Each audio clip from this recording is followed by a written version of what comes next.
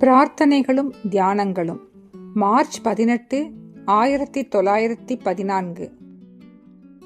பூரண ஞானம், சுத்த சேதனம் எல்லாம் நீயே. எவனொருவன் நின்னோடு ஐக்கியப்பட்டுள்ளானோ அவன் அப்படி ஐக்கியப்பட்டிருக்கும் வரை சர்வக்ஞன், எல்லாம் அறியவல்லோன்.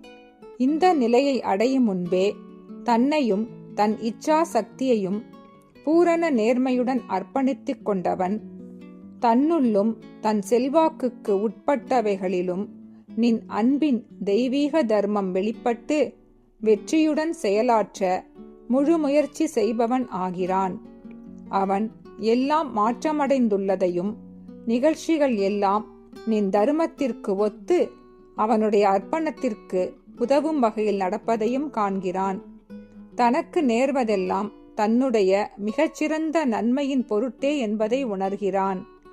அவன் மனத்தில் எங்காவது சிறிது அஞ்ஞான இருள் இருந்து தன்னுள் ஒளிந்திருக்கும் ஏதோ ஒரு அஞ்ஞான ஆசையின் காரணமாக அதை உணர முடியாது போனாலும் உடனடியாகவோ கொஞ்சம் பொறுத்தோ தன்னை தடுத்து ஆட்கொள்ளும் அருள் சக்தி ஒன்று தன்னை பாதுகாத்தும் தான் மலர்ச்சி பெற்று திருவுரு அடைவதற்காகவும் தான் பூரணமாக மாறி ஒரு நல்ல திவ்ய கருவியாக ஆவதற்கும் மிக உகந்த சூழ்நிலைகளை அவனுக்கு உண்டாக்கி தருவதையும் அவன் காண்கிறான். நாம் இதை உணர்ந்து கொண்டு இதில் நமக்கு நிச்சயம் ஏற்பட்டவுடன் நமக்கு எதிர்காலத்தை பற்றிய கவலையும் சம்பவங்கள் எவ்வாறு முடிவுறுமோ என்ற விசாரமும் இல்லாது போய்விடுகின்றன. நாம் மிகச் சிறந்ததென்று கருதுவதையே ஒவ்வொரு கணமும் நாம் செயல்பட்டு நிறைவேற்றுகிறோம். இதன் விளைவுகளும் மிகச் சிறந்தவையாகவே இருக்கும் என்பதும் நமக்கு நிச்சயமாகிறது.